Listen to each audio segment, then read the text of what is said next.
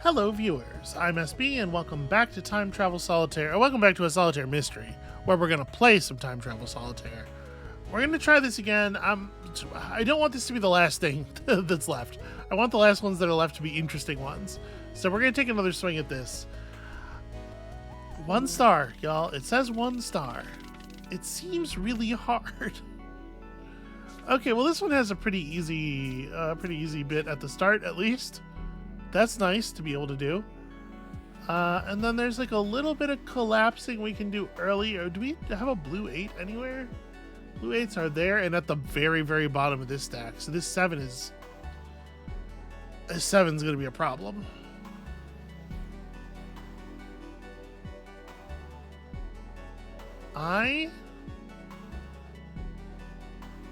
So it seems to me like from what we did last time, I was thinking about this. It seems to me like the secret to this mode, or at least the secret to using the time machines without getting murdered, is having somewhere in the puzzle where you can just harmlessly move cards back and forth to burn out the timer on the time travel. Oh boy, am I going to do this? I mean, it seems it accomplishes a lot, right? Aside from like this stuff, which is all, you know, well and good or whatever. It gets us this ace. It gets us the 3 of spades, which gets us the ace of hearts, which gets us that. Like that's all very good, right? You can run this 9 over here. If I had an appropriate 4, which we could generate, I could move the 3 over, get 11 onto 12 onto 13. We can actually get to the root of this stack fairly quickly, except that we don't have a place to put that 13. Yeah, this 8 is the wrong color for to clear up our 7 stack over here. Where was the other 8's not like super, but it's below a different 13. That fucking sucks. Yeah, that's really bad. This is the most promising start we've had so far. But like I said, like it seems like you just need a spot like we have now where we can just move this 9 back and forth to just burn time to let. So like let me see if we can generate a safe 4 here. And on anything else we can just run the timer out. Well, anything else except an ace of diamonds. If it gave me a naked ace of diamonds, we'd be in like a lot of trouble actually. Okay, so with that 4, the question is,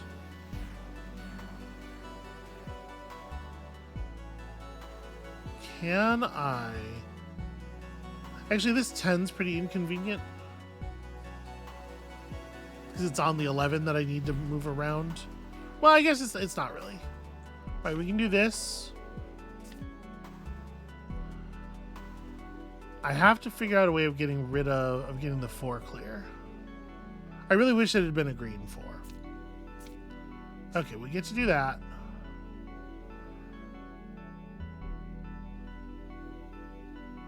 Now this 8 needs a 9, and then we have to...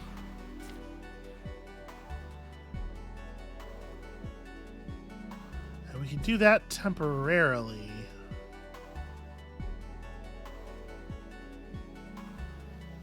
But it's very temporary, right? Like the timer on that 6 is short.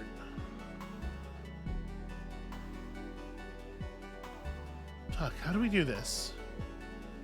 The blue 9s are both at the bottom of this stack.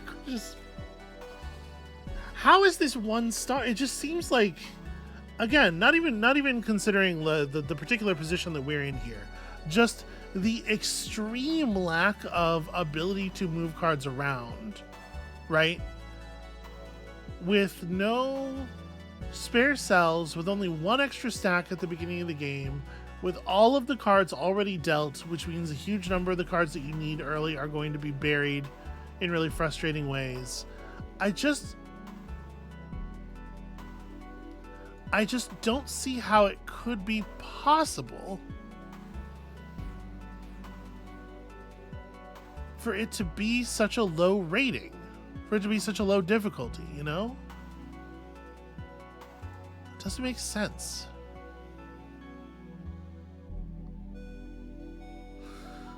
Okay. Because this is going to happen some huge percentage of the time, right? Like, something like this. Alright. The 8 and the 10 are not a problem. The 8 and the 10 are just floating on top of their stacks. We can get rid of them at any time. To free up that 4, I either need to access this red 4, which is not super deep, because we can move the blue 3 onto it. But it would require a red 11. Well, I mean, this red 11 is available. Okay. Can we get... The other red 6 is over here. It's tricky, because that means I have to fix a 12. And of course, we have a loose 13 and a loose 12, and they're the same fucking color.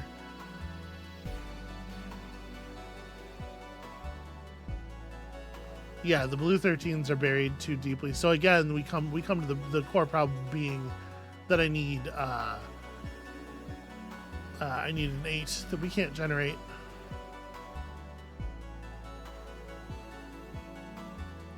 Can I? No, because the thing we're gonna do, I was gonna say, can we move the 7 over here, do our business, and then get the 7 back off of there? But no, the placement of this 7 on this 8 would be fairly permanent, because we'd be putting something into the slot that we would probably not be moving out anytime soon. So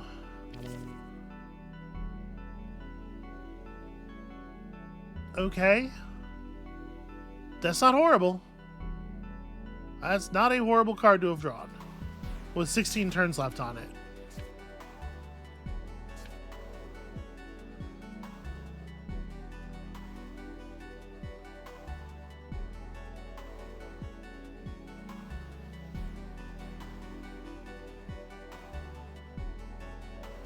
So we move the 8 over. What I actually really need is a green 8.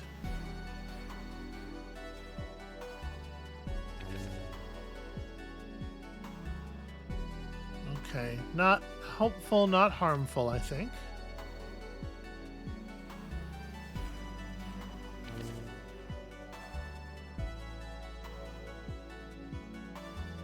Well, okay. Yeah, that's not too bad. An extra blue 8. Okay, so we can put this back. This gives us actually a lot of time. We can play something on here and try to have some hope. I guess I have to deal with the 9 at some point. Then we can put you back. And I don't have to worry about the 9 because I can just move this 8 over. But now that we have that open, I can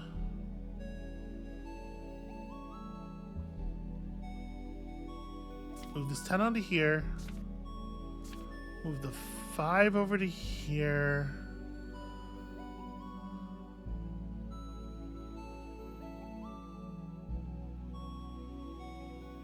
Yeah. 4 lets me move this 3 to free that up.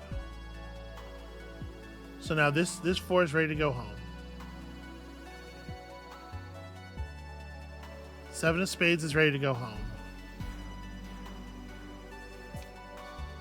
This 9 is ready to go home. And the only problem we have left is the 8, which is turns away. Okay.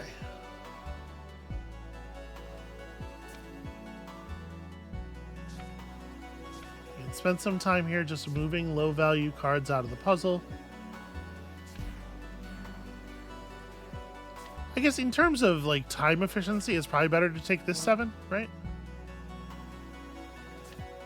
You get to go home, you get to go home. Okay.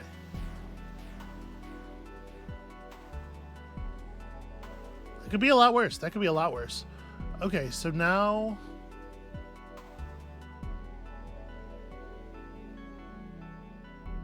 if I move this 13 off of here,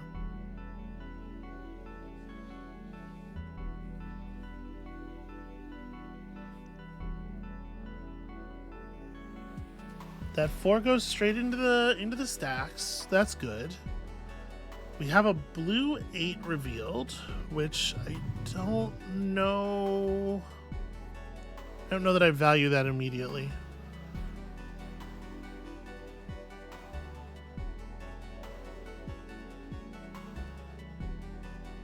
As things stand right now, a blue or green 9 would actually be extremely helpful. And we do like have a reasonable chance of generating. A red 9 sadly is not very helpful. We can do this. And I know our 8's currently covered, but it's actually safe because we can just break here. So I'm not too stressed about that. Get the 9 out here. This is coming down a lot better, but it really feels like it's a lot of luck, right? I'm just gonna go ahead and let that burn. Okay.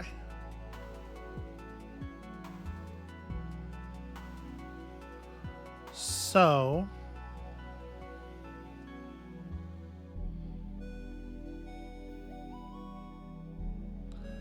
yeah, this thing where we have we have a red 8 blocking one of our slots, and then both of the blue 9s so deeply buried. It's really rough.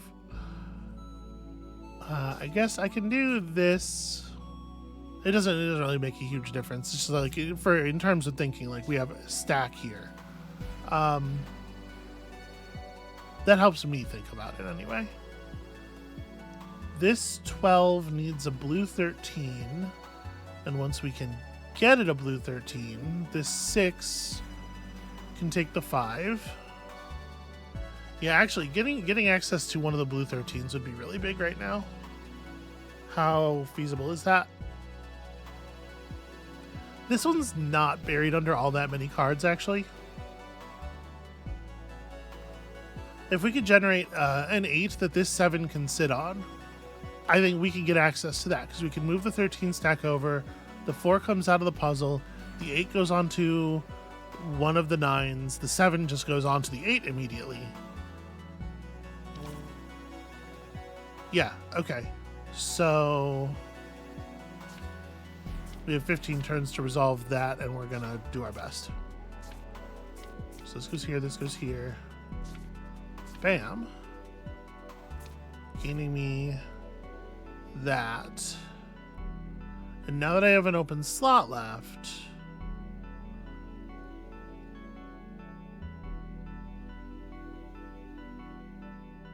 I'm trying to figure out what is the best way of getting down to it.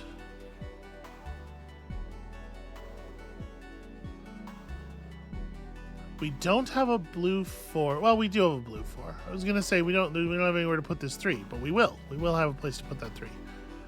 So like 6.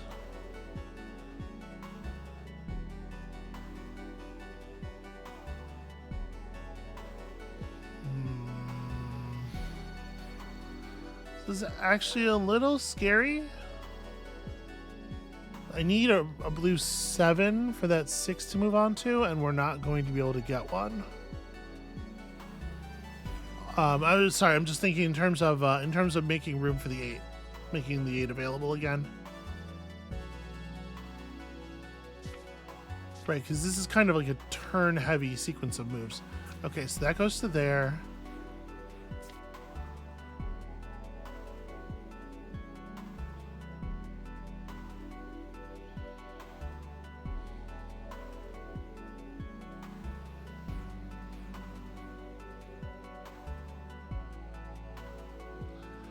The 8 here comes across, opening up that 13.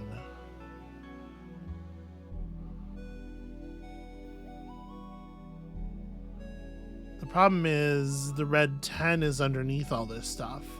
So I need... what would be most helpful? A green 8 would be really nice. Or just another blue 8. I need to be able to move this 7 over for some time, and I need for that obviously for like a slot to get emptied. If I move the 8 over here, move the 12 over there, this 5 doesn't have a place to go, so that stops us from emptying this stack.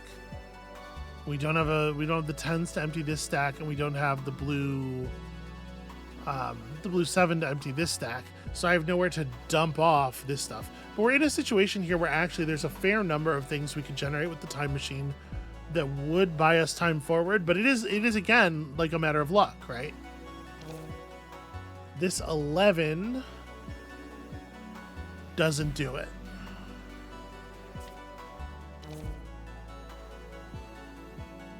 This 10, on the other hand, does.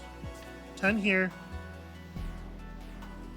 9 there, and then because that card was the right one and it wasn't the other blue 8, that was extremely luck based.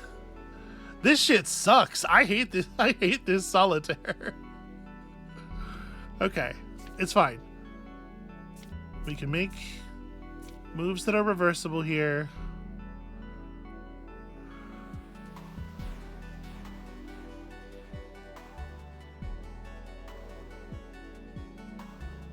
So for right now, I think what I'm going to do is just move this over, then move this 9 off. I'm just making sure that I can put back the 10. Okay.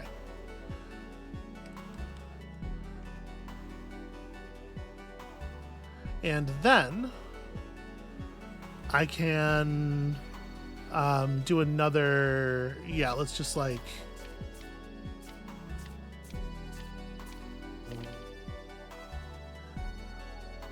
being able to take a second and reset your time travel timers is like an absolutely critical part of solving this mode, I think. Okay, so now we can pull this over here. We can play the game at whatever pace we want when we don't have an active time travel card. Okay, cool. So now we have some open space. We have some stuff we can work with. I need to get access to... Let's see, we can definitely do that.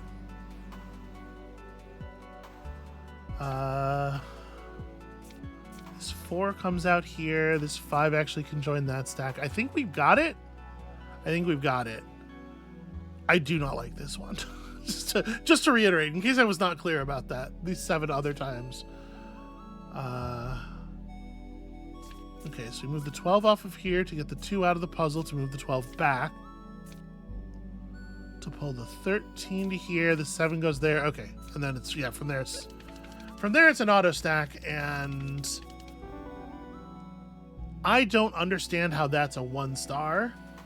That felt like a huge amount of luck to me. It does make me think that there's some kind of like fundamental solitaire strategy stuff that I don't understand in order for that to be a 1-star difficulty. But hey, we got it. It's no longer hanging over our heads, so let's move on to Circuit Solitaire, a 3-star. A solitaire where the cards form an electric circuit. Manage the circuitry to avoid getting stuck. Sounds cool. Looks cool. I love spatial arrangement puzzles, so this is probably a little more up my alley. Pile cards from 1 to 12 of every suit in ascending order on the slots on the right. Yep, pretty straightforward. Interesting that it's from 1 to 12. We don't move the kings. All cards have circuit lines on them. The kings of each suit act as power sources, and power propagates through the card grid along the circuit lines. You can pick any card except a king and place it anywhere. Pick any card and place it anywhere. Pick up any card? Placing it onto another card makes it swap places with that card. Kings cannot be swapped. Picking or placing an unpowered card makes you run out of electricity, as does placing a card on an empty grid slot. Okay, placing a card onto the slots on the right regains 1 electricity. You need 3 electricity to pick or place an unpowered card again. Okay, so run out of electricity is not a like a game loss. You need 3 electricity to pick or place an unpowered card again, or place a card on an empty grid slot. The deal guarantees that the 2 topmost kings power at least 1 card.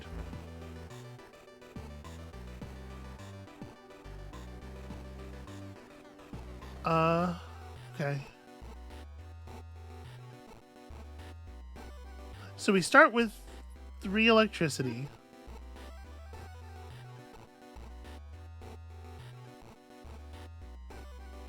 Placing cards onto slots on the right is the only way to gain electricity. So... Okay.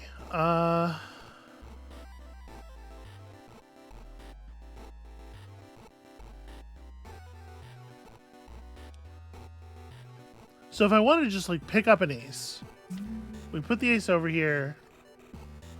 We cannot put the ace over here. Huh. Maybe you can only put down a card. Okay, so this is a non-powered slot. So placing a card here is going to cost us 3 electricity. So you can only actually place a powered ace then. You have to not lose your electricity when you pick it up. That seems very challenging.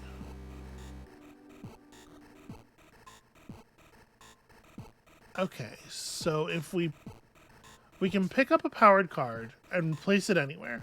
And if we place it in a slot where it swaps with another powered card, it doesn't cost us anything. Otherwise, it's going to cost us everything. But like if I put this here, it generates a whole bunch of power. That's cool. Except now we have no power. And if I can't generate 3 power off of our draw, we just lose?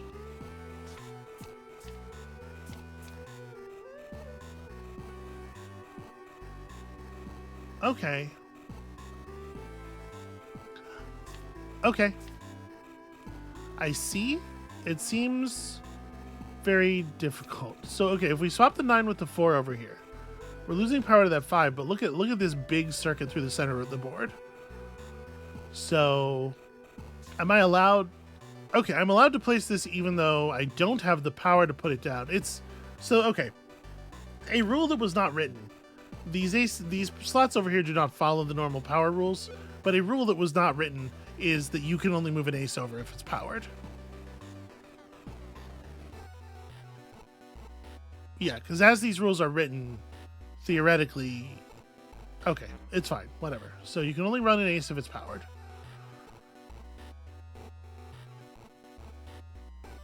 But actually, maybe I didn't want to do that. Maybe... Let me undo it. Because, like, wouldn't it be better to swap that ace with a card that generates power through to this ace and then pick it up? Pick up the ace of spades. So I should, like... But I need to swap it with a card that passes the power through and doesn't break the circuit when I swap this card into its spot. Which means it needs... I mean, it just needs to be a horizontal line, right? But not a horizontal line where its horizontality is critical. Yeah, like this one would be good. Okay. Oh, except that ace is... Right. That depowers the ace itself, which I don't want, because I want to be able to pick that ace up later. So, like... We can't swap it with any of these horizontal line cards... because they're all... It's actually a little bit more challenging than I thought. There's not really a card, I think, that does this. That allows me to run power to the ace of spades, keeps the ace of hearts powered in its new position, and also is non-disruptive.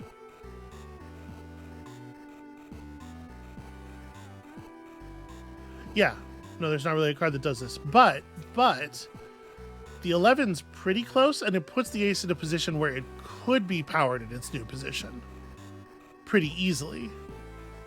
Right? Because, like, this 2 is not actually distributing power anywhere, so if we just swap the 2, then...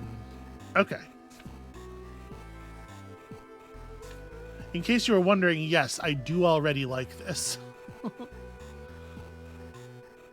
Okay, and putting aces down in the thing does generate more power, too. That's nice. So, can I conceive of a way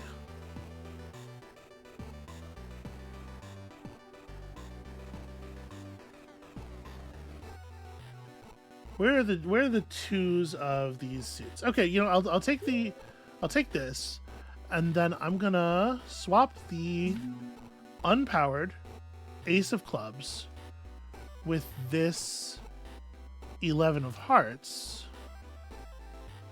which will feed power to this ace, and also put this ace in a position where it can easily be powered. If I just move something that's kind of like tabletop-y into that position, or I could even just swap the 11 and the 9, but then that leaves... I'm trying not to reduce the amount of power that's being generated very much.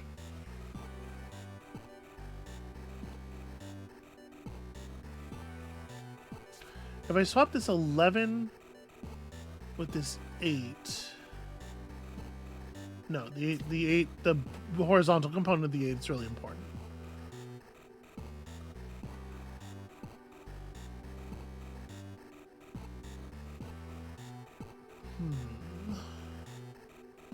If I swap...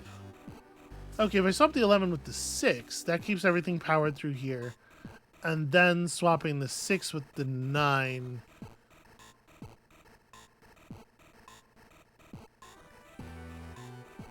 Wait, I was trying to power this ace. Why did I have it in my head that I was trying to run power this way? I don't know. Well, like, running power this way does have value because 12s are wonderful. Right, so now we can do this, we can grab that, and then... Yeah. Okay. You know, video games. You know how video games are sometimes? You know how they're like that? The thing I like most is when video games are the way that they are. Okay, so I would love to feed power into this 12 as well. Can I do that in a way that doesn't require me to grab an unpowered card? I should be able to find something.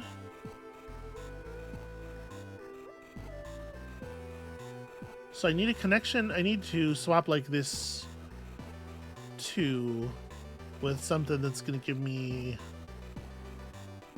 Actually, all it needs to do is be an L-shaped connector, or... Yeah, it just needs to be an L-shaped down connector because this 12 is covering everything. So like an 8 would work, and it would keep the 2 would stay powered. Yeah.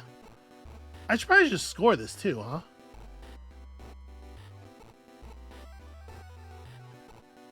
Probably. Okay.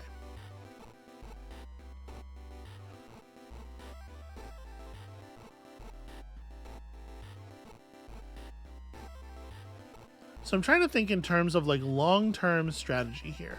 Now that we have 3 power, what I should probably do is use that 3 power to move a non-powered card into a more long-term advantageous position, right?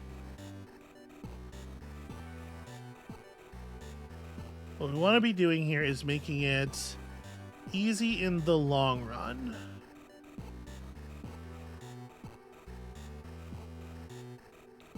And if we think about this, if the 12s are going to be the last cards coming out, then a 12 being in a corner is obviously very good. But since all 4 of my 12s are currently powered, it's trivial to swap the 12s with powered corner cards. So what I really need to do is just like add, like swapping this with this 4, for example, turns on power from the 13 and allows me to add these slots to the network pretty easily. Because if I just like swap this 9 with that 3, we don't lose anything over here, but now we have these slots open, which makes it a lot easier for me to reinforce this side of the grid. This is rad. This one's way better. It's a little tricky to get started with understanding the rules, but this is very cool. So like this swap here is reinforcing. It makes sure that we're feeding out into the greater grid.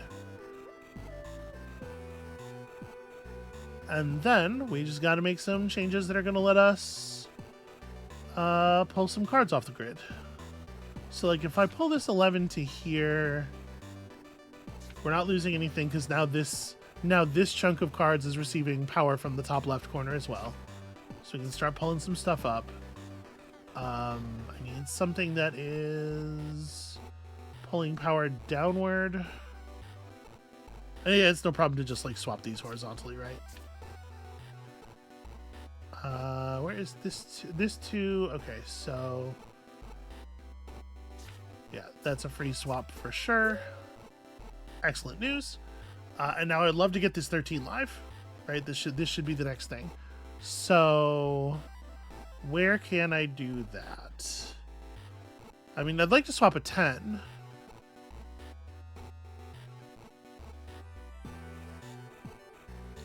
I'd love to do it in such a way that, I mean, this is totally fine, right? Like this is a dead zone anyway. Yeah, so that's good. We got power running out of the 13. It's not connected to the grid as a whole yet, but we can get there. We can get there. It is going to take another power move though, because we are, we're in a position where all these cards are disconnected. So I need to replace this 7 with like an 11 or something. Where's a position? Do we have a position where that wouldn't break stuff? I need power out this way. Or I guess, well, this 7's not powered. I need to replace this.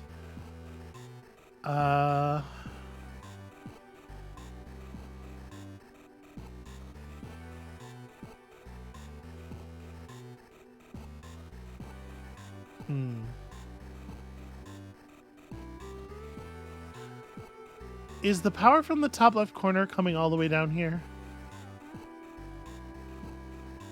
No, there's not actually a connection. There's a wall here.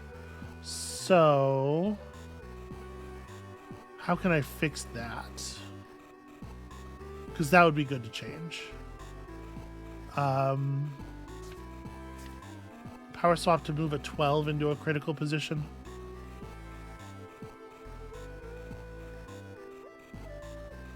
And then now that we have that,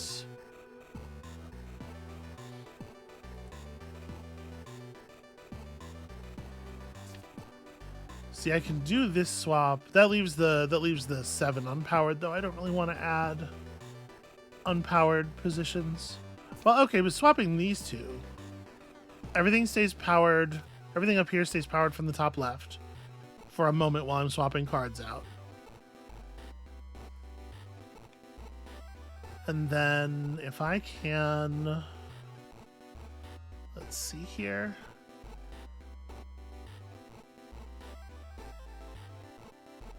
This 8's not actually doing anything.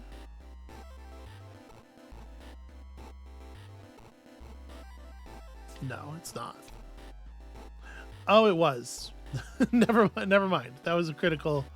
That was in fact an important junction. Well, shit. You can see it gets me the 4 is part of is mostly what I was thinking. Yeah. Okay. Well, we'll replace it later. I should replace it now. Actually, it's kind of important. It can swap with this 6. Yeah, that's safe. And then this is just a dead end power wise, so I think it's okay to pull the 3 and the 4. Okay. All right, we're getting there. So this 3 at the moment kind of important, I think. But if I trade,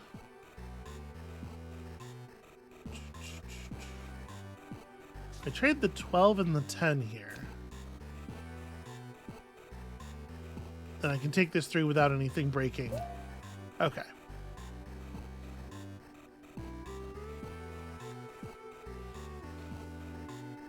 I'll tell you what would be a nice little like sort of small quality of life change, a thing that would be super helpful, is if I could mouse over a king and like hold a modifier and have it show the line of power from that king, just to quickly, you know, identify what's actually connected to what.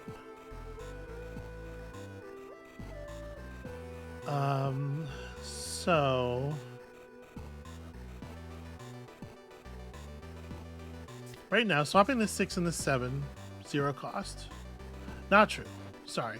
It disconnects the 4 and the 8 and everything. I'm just trying to figure out, like, where do I have the ability to make changes that bring more stuff into the grid? The fact is, up here we have to make a move. We have to place something into an unoccupied slot, or we have to trade with an unpowered card. That's also true down here. So those are the two moves I want to make next. And in fact, it's going to be true a couple of times down here, which is awkward, because I did not do a good job with this. So I need to swap an 8. Yeah, this 8 and this 9, that's a totally positive powered move. Okay. Then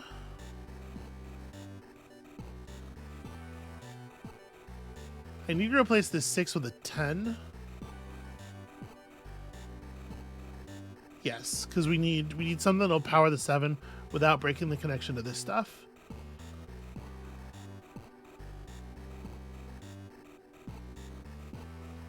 For the moment, this 10 is just a horizontal line, so we can make that repair temporarily.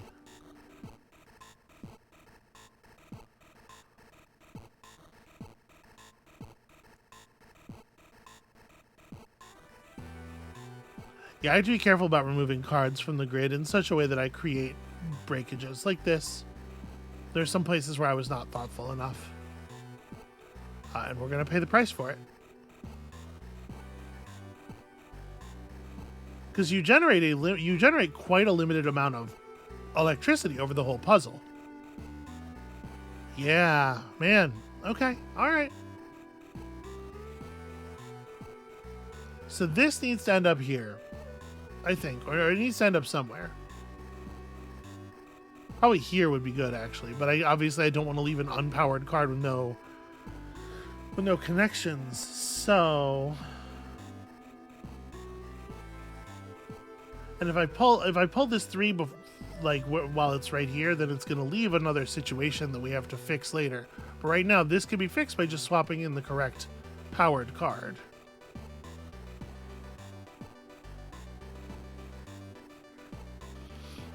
Mm-hmm.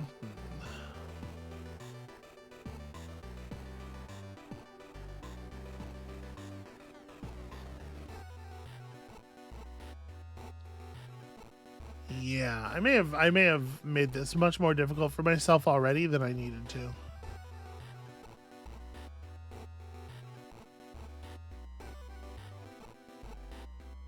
So how do I move this to a place where it maintains its own power in the new position, while also feeding power? The new card feeds power through to the 4, so that I can then take this off the grid. Because we need to generate some power, obviously.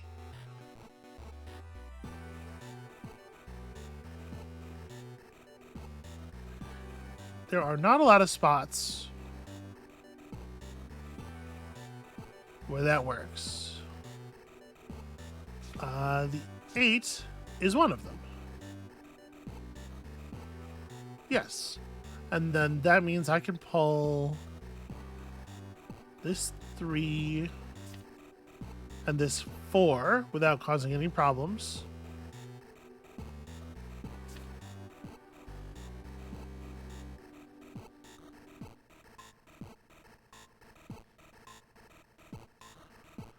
And then the next card I pull, I guess it's okay for this 4 to be the one, right? We want to be scooping up the cards that are like away from. All right. So now what I'd really like is to put a card here that connects the 4, that re-adds the 4 to the puzzle, which is going to be necessary. But it won't add the 5, but I guess like swapping something for the 5 that puts the 4 into the puzzle, and then I can just pick this slot up is better long term, right? So that would have to be something that has an upright. Swapping the 9 for the 5 doesn't, because it's got to be something where the 5 would stay powered. So I need something that goes upright.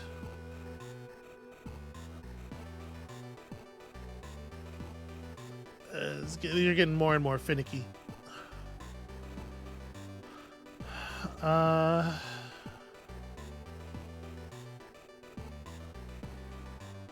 Okay, I don't think the position that I'm talking about currently exists in the puzzle. So we might have to engineer it.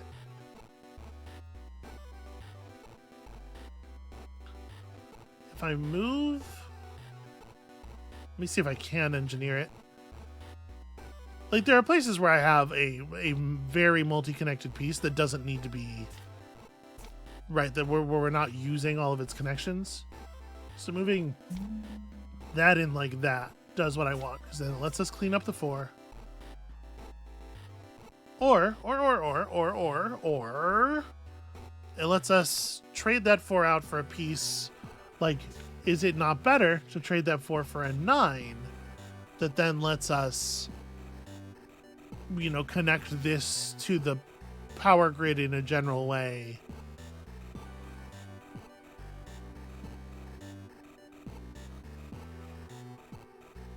If we turn this card into something that I want to scoop up, like here, trade this 7. But the 5 is not powered in that position. Shit. There's a 3 left in the puzzle somewhere. No, there's not. There's a 4 left in the puzzle somewhere. The 4 is also not powered in that position. Shit.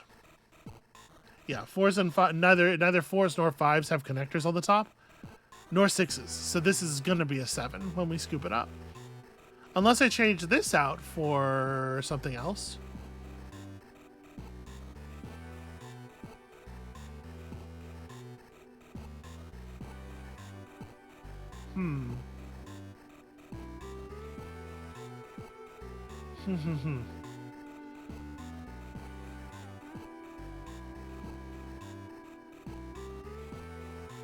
If I swap this 7 and this 5, we lose connection to the 10, right?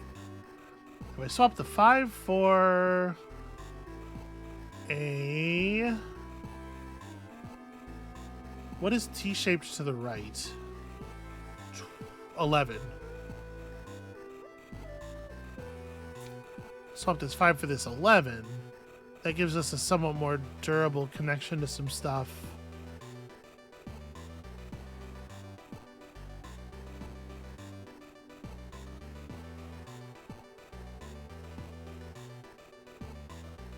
So now I can turn this into just like a...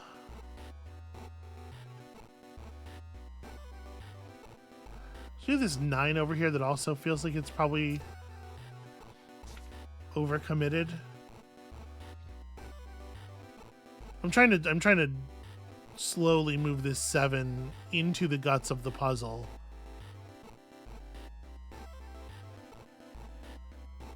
Because then I can do this without breaking anything.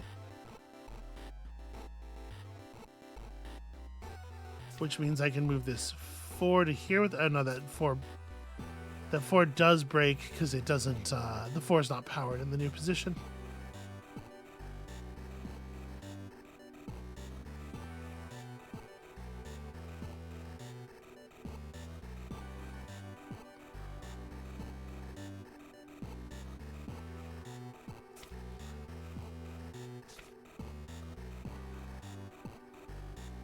What I want right now is to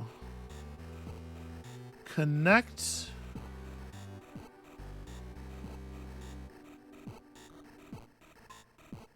this, like to have the Red King actually powering the conduit so that I can break things in other places a little bit more aggressively. I don't really want to pull a card out of this position, right? I want to score this 4, but I want to do it by pulling it out of this connecting space. so that I can just leave like a I can leave like a 9 down here and have it be part of the puzzle for a long time. Because you have to think about this not just in terms of what cards you're disabling, but what positions you're disabling by removing powered cards from them. And I mean, like, even this is better, right?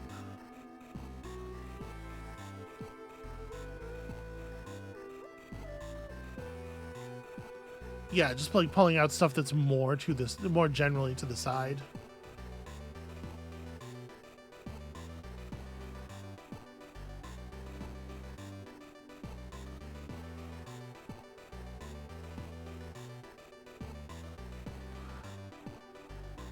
All right, let me trade this 6 up to here for a second. And maybe the thing to do is just to pull the 4 and the 5. I hate killing this position, though, because, like, this thing... I'm going to have to do an unpowered swap to get access to this no matter what. So I may as well just be moving a card to, like, that position. I'm just going to take these. We have connections. We're running power. And then...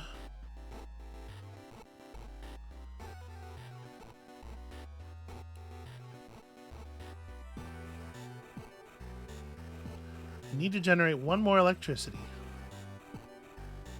Currently, this 5 is not actually doing anything, nor is this one. But this one's more losable position, I think. Okay, so now that we've done that, I think it behooves us to... We have to reconnect this card, and we have to reconnect these. Right, and I think the best way to reconnect these is going to be putting something here. And then we're going to swap again with this, so that's true no matter what. So we have to do 3 more powered swaps. And if we position them carefully, they can do a lot of really important work for us. So, like, this slot is not necessary. If I swap you with a 12... and then run the 12 down here. Now I can honestly just swap this 11 and 12, get this back into the puzzle, and then get it out of the puzzle. I think that's perfectly reasonable. Then this 5 position is probably okay to take out as well, as long as we leave there some way for things to connect.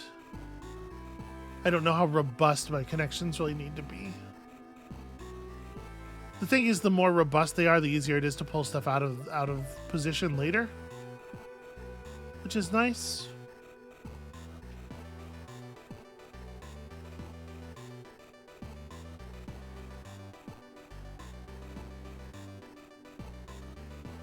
I'm so worried I'm going to find myself in a position where I'm going to run out of ways to connect cards.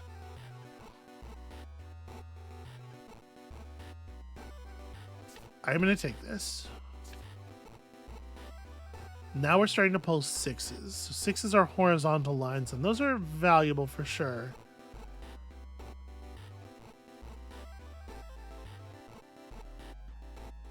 We've taken all of the corner shapes that would connect this 13 to the puzzle. So if this 13 is going to stay connected up here, that it needs to be fed a 9.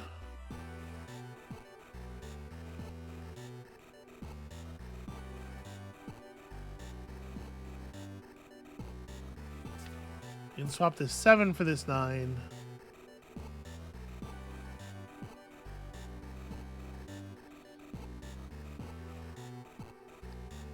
Swap this.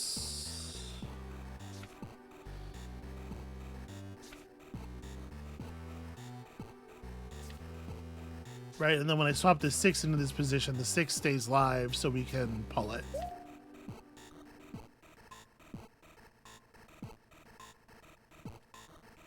Okay. Then...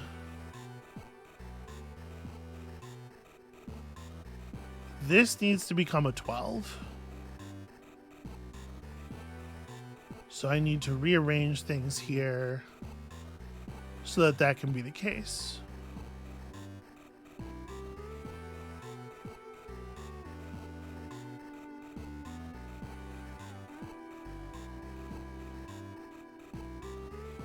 This connection has to stay live.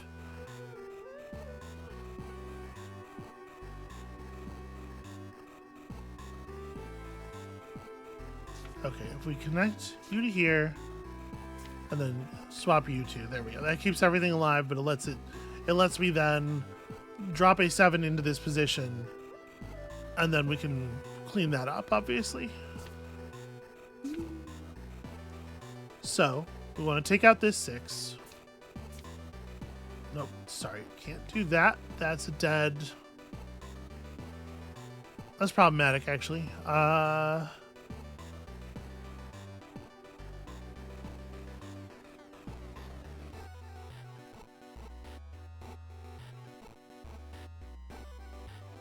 So if I were to swap this 6 with this 8, we could lose this position.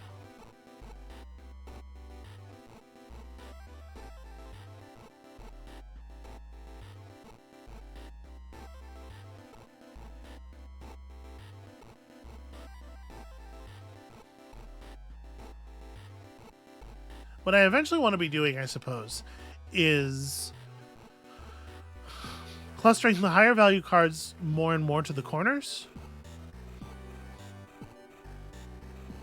If I'm really thinking about it.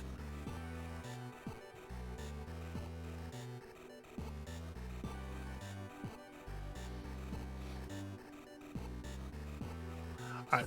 For the moment, let me just put this 6 here. No. Wait. This is fine. Let me pull this 6 out. I moved that 6 to a 0 value position because I wanted to pull that particular 7. That's an important thing to do. Now we need to pull one more card so we can swap this so that we can get everything. All of the spots in the puzzle can be live again. So that pull is going to have to be one of these 2 6s, or this 8, or this 7. I think it can be this 7, actually. Okay. Now we swap you with a horizontal something. But it has to be a horizontal something where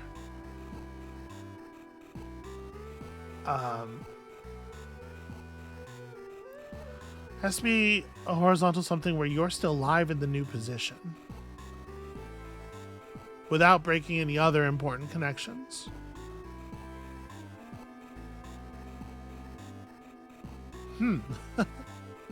Actually, I did make this kind of awkward, didn't I?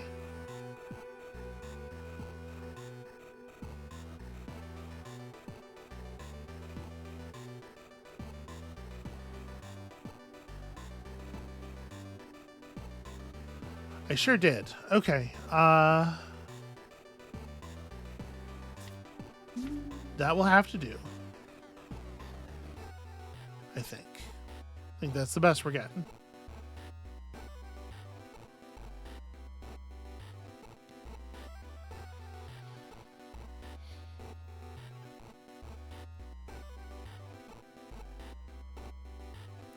Yeah, I'm looking at this and trying to figure out, like, how exactly do we resolve things out from here. So let me start trying to do a rearrange, because I have been irresponsible with my shaping. And now we have to figure out a way out of it. I think I'm going to break the puzzle in half, no matter how I resolve this now. Because there's so many places where I need... I'm going to break the puzzle into a couple of pieces. There's so many places where I need specific connectors.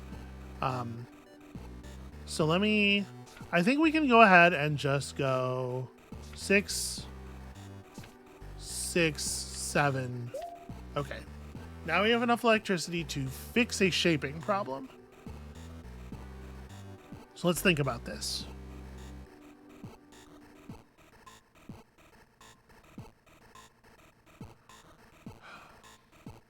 Everything has power right now. But I'm going to start breaking connections in a more serious way pretty soon.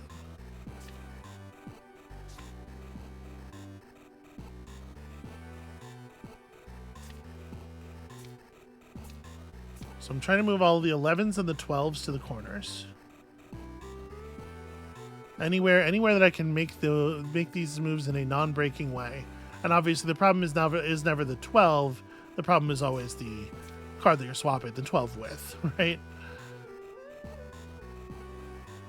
Because anywhere that you have like this situation, right, we're gonna have to pull this 9 at some point, and it's gonna break everything that's outside of it.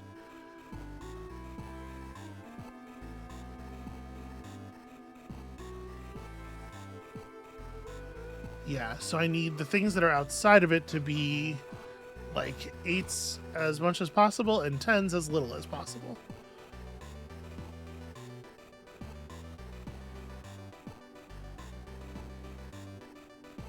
Ten, 9, 8. This could become an 8, although it will not currently maintain power if I do that. Well, this 7 should be a 9. There's no question there.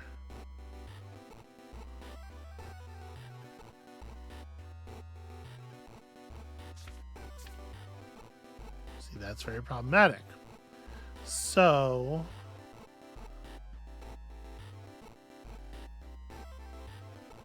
the 11s face one way and the 9s face a different way, and that's the major problem that we need to solve right now. I just need to make sure everything can go in the holes, and we need to make sure we're using our electricity here. So I need to figure this out before we pull another card to the right, because I got to be able to pull these 11s closer to the center of the puzzle, or to the corners rather. The opposite of the thing I just said.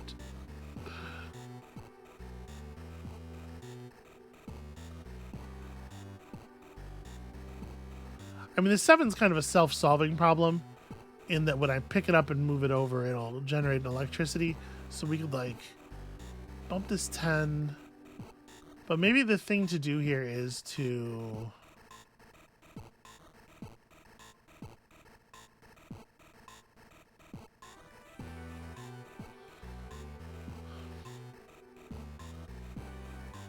This needs to be a 12 or an 11.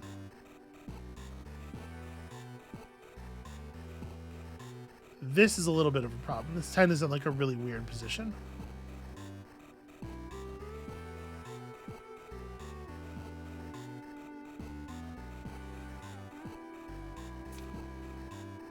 Like, I mean, it doesn't, it's the position's not the problem, obviously. But we can do this. We can swap you out, right? That will depower the 8 in that position. That card needs to have a vertical connector, which is why that was a 7.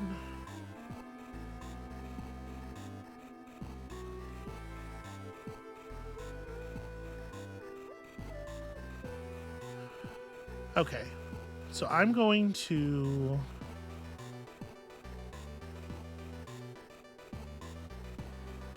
move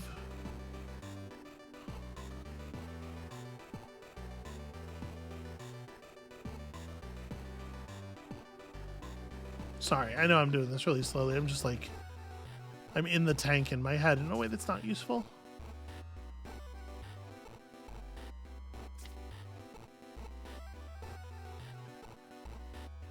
I kind of want to move a 12 to here, or like an 11 to here.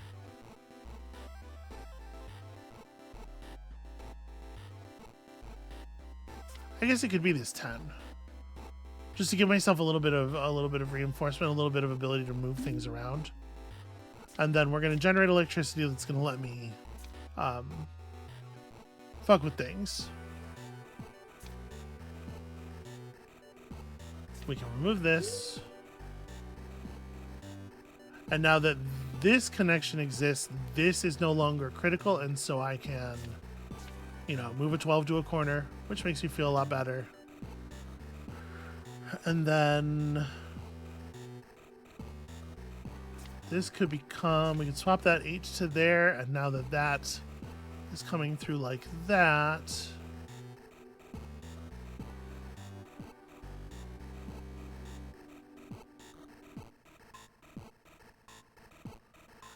Just want to make sure my 11s are inside.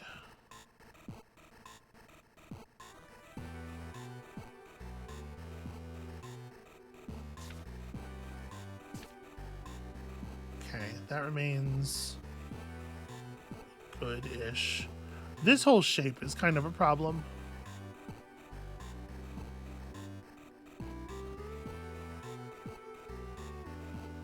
Yeah, like what I need to do is stuff like this. I need to de-spider. I need to pull these cards away from the center. De-spider is probably not like a useful way for me to describe that for anyone but myself. I think of them as having like sort of spider webbed out into the middle. If that makes sense. Okay, so now we're gonna have to pull the rest of the 9s. And in doing so, I have to not break remaining critical connections. So like a 10 can swap to here. And then we could just move this 10 up to there so that 9's no longer important. And then we can pull 9 and 9 and 10. This thing has to go.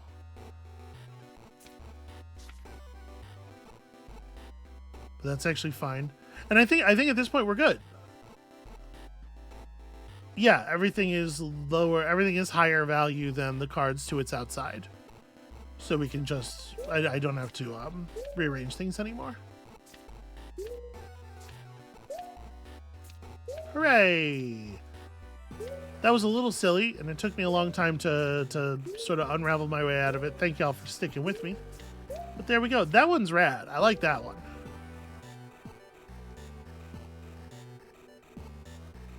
A victory in Circuit Solitaire leaves us with just 3 to go.